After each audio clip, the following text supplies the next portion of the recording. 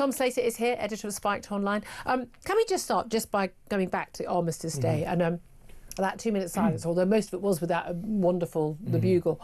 That does it for me every time.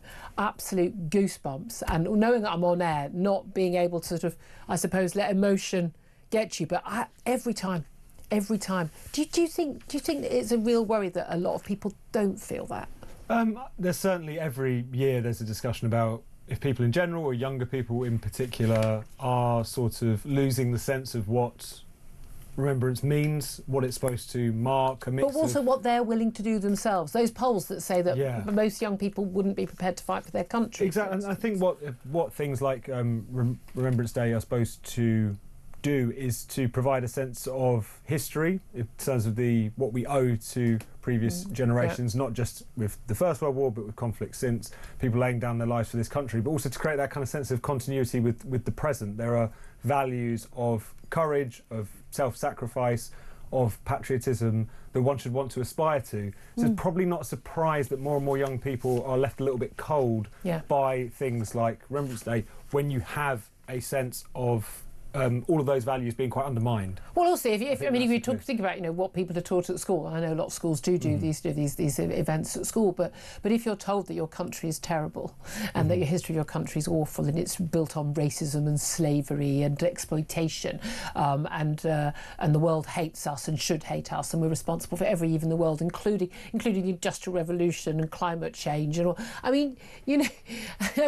Why would you think your country was worth dying for? I mean, no, I don't want anyone to die for their country. I don't want anyone to have to die for their country. But I'm more and more aware of the need that you need to have the level of military and the willingness and ability to use that military that will actually then put off any aggressors to protect yourself and your allies, whether that's Ukraine, whether that's Israel, whether that's Taiwan, whether it's Latvia and Estonia in NATO, but also for ourselves, the willingness to say, no, we are willing and able to use force if necessary. We don't want to do it, but we will do it if we have to, and that there will be a unity and a coming together of the country. I like to think that in the event of that crisis, which I think will be in my lifetime, that we would come together. And I think it's also partly about the times in which we live, not only because you've had soft times. Exactly, and in some ways that's something to be celebrated. The fact that there haven't had to be such serious conflicts or a genuine kind of threat to the territorial integrity of the UK that people were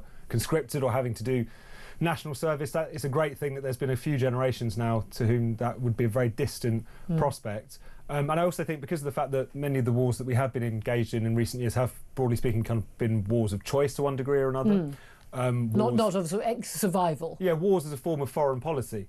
And therefore there has been this lack of appreciation of what happens when the chips are really down, what that really means, which is not some abstract concept of militarism. It's not some abstract debate about when force is and isn't necessary. I want Putin to be running my country? Exactly. Do you want your family, your community, your town, your city, your culture to be under the thumb of someone who shouldn't have it under their thumbs? That's a very different kettle of fish. And you saw that with a place like Ukraine, a place that was quite divided in many ways, that did have genuine concerns that would people fight. But as soon as someone rolls into your town with tanks, it's a very different kettle of fish to the kinds of discussions might one be having before something like that happens. Absolutely. Well, isn't there that old saying, hard times create strong men create good times create weak men, and weak men create hard times. This cycle, we are very much in the times where life has been good, weaker men, and here we are, and we're going to be creating some very, very difficult times. Donald Trump creating a difficult time for the BBC, but let's face it, I mean,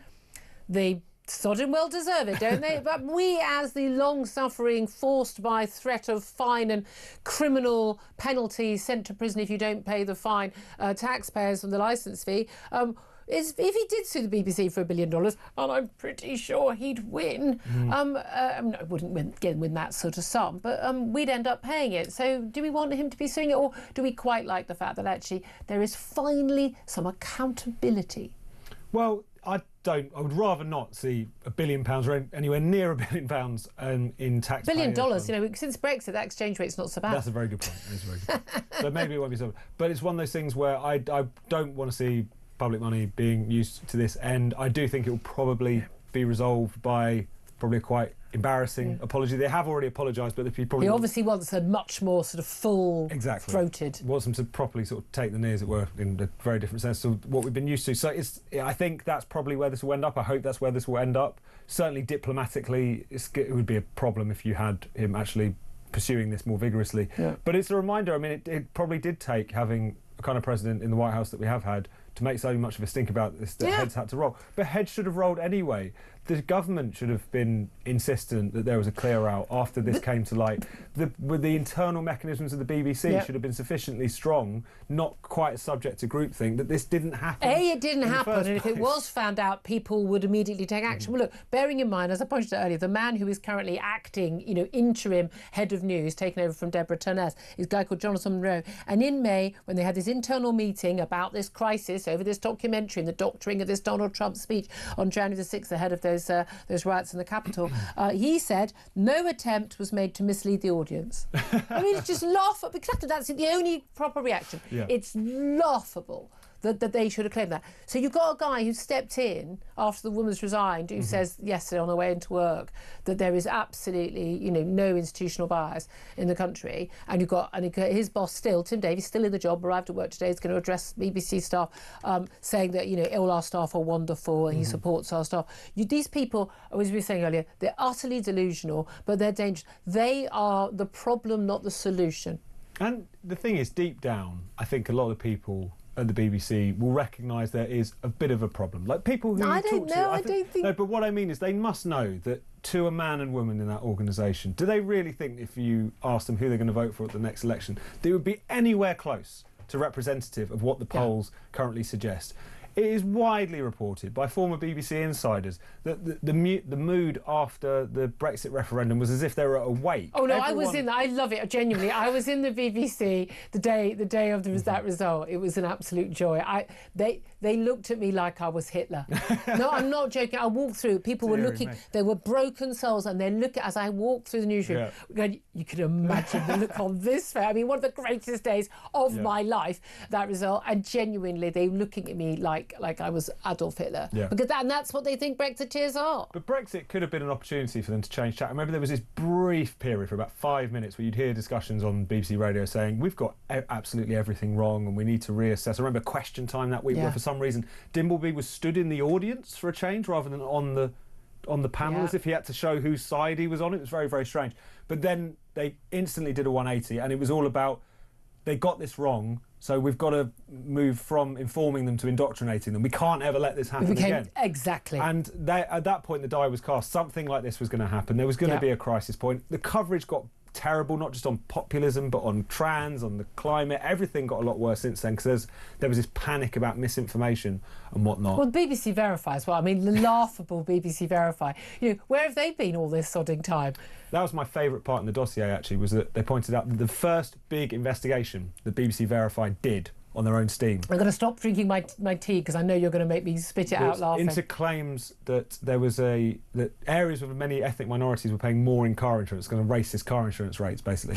That piece had to be taken down because it was shown to be so woefully inadequate. The data was unusable and unsuitable. They couldn't prove causation. It was their first big investigation, and it had to be completely taken down. Because it wasn't verifiable. Not clarified, not tweaked, not we've made a correction. Quite unusual, taken down. And that's BBC Verify. Yeah, so that I mean, they are an absolute joke. I mean, I'm also, didn't Marianne Spring, didn't the woman who was the head of BBC Verify, did she not lie on her CV? She's alleged to have lied on the CV. I believe the woman who she handed the CV to was very clear that she had lied on her CV. Yes, so she was certainly spreading misinformation about herself. I mean, sacking offence instantly. You lied on your CV to get a job.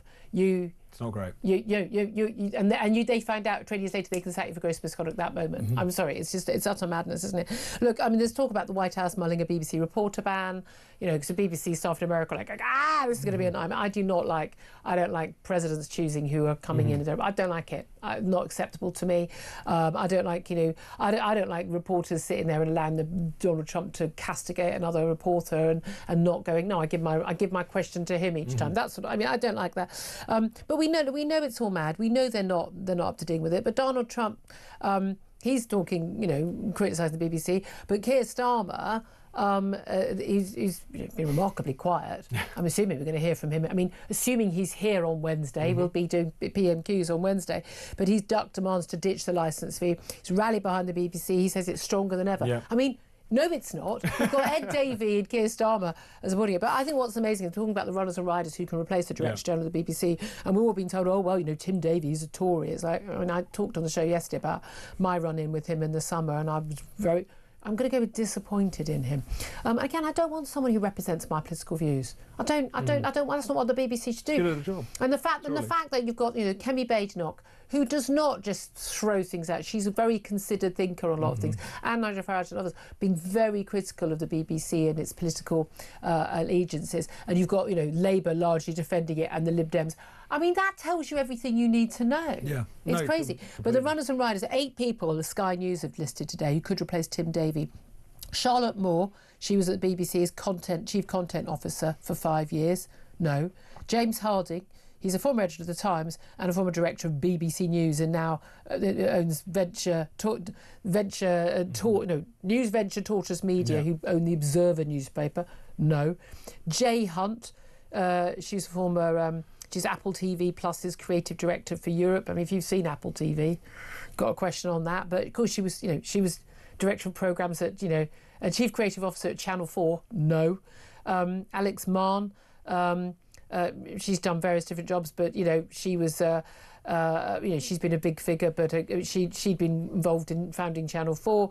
Dame Carolyn McCall, she's at ITV. Again, Dame Woke is her nickname. Trevor Phillips, I've got a lot of time for Trevor. He's at Sky News now, but again, I do worry he's gone a little bit Sky Woke native, having gone to Sky, having been someone who's been very brave in speaking out against a lot of woke madness on the left. But he's a staunch Labour guy, Labour through and through. And I just think, no, I think it needs to be someone who has not worked at any of these organisations, not for 1 minute. It's a bit like when you need to do an inquiry and people are worried that someone has too much grooming gags and you were a police officer. Yeah, because in a way that's what needs to happen at the BBC. Is you need someone who's an outsider who isn't coming to it with any predisposition. Yeah, and doesn't go to dinner parties with any of the people involved. Yeah, exactly. And also because you want to deflect. I think this is part of the problem, is that when certainly the Conservatives were trying to push back against the wokeification of the BBC. When Robbie Gibb was appointed to the BBC board, this former Tory communications director who has since become the kind of panto villain of the pro-BBC lot. I mean, if he has been doing a right-wing coup, it's not been going particularly well. He's been rubbish at it. He's as bad at that as Israel is at genocide. But I think arguably it does also, even if he was being, excuse me, as careful as possible, it lends ammunition to the other side to say, oh, but actually if there is bias at the BBC, it's in the other direction because of people like Robbie Gibb. It's just... You need an outsider, someone who just gets what the issues is, gets how important it is that impartiality is felt for maybe not everyone, but at least most people. Do you know who I'd like? Andrew Neil. Interesting. But again, loads of people at the BBC would hate him. No, exactly. Right of centre. Yeah. Oh no, he says he's not. He says he's been Murdoch man originally. Even that would be thrown at him. That's the problem. Oh yeah, exactly. We talked a little bit earlier about Rachel Reeves and benefits and unemployment and the like. But there's another big story, obviously big brewing story. Robert Jenrick, the Shadow Justice Secretary, he's asking David Lammy today about the prison security crisis and all these inmates just accidentally released. And he's put out a letter yesterday. Look, I've written to you. I'm giving you 24 hours notice. Justice questions today. And after that appallingly poor performance at Prime Minister's questions, standing in for Never Hear Keir, David Lammy said, you've got advance notice. You should know how many people have been wrongly set free, and how whether they're still free, and whether they were serious criminals, violent or sex criminals.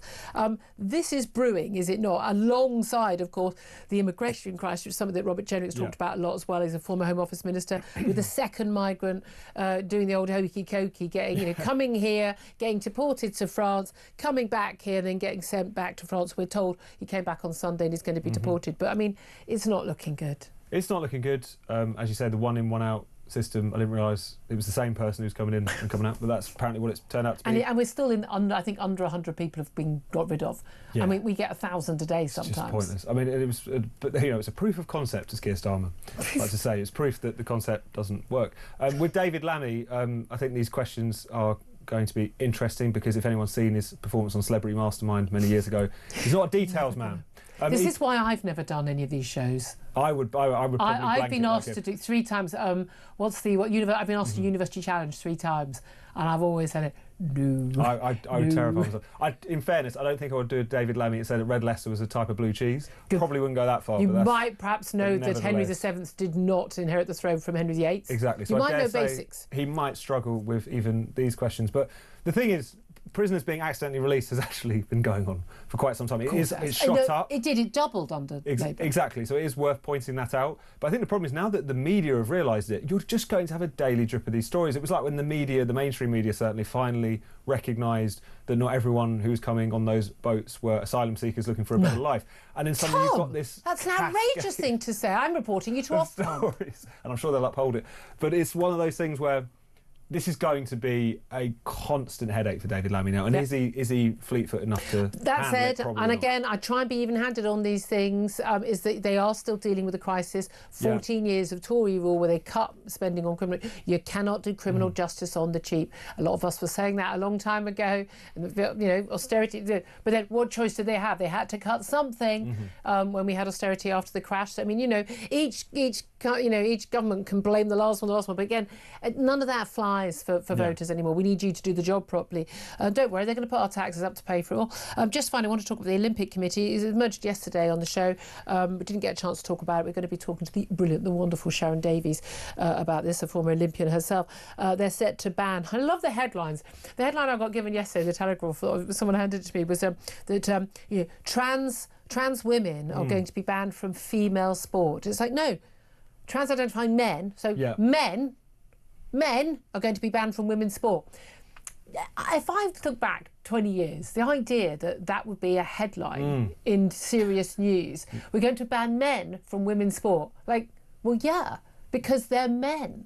Why was this allowed to happen in the first place? But this is all down to Donald Trump. He made it really clear. No, if you are trans-identified but you're actually not a woman, and we're not using female and male. I'm a woman. I own the word woman. I don't have to be called female. I'm not female. I don't know.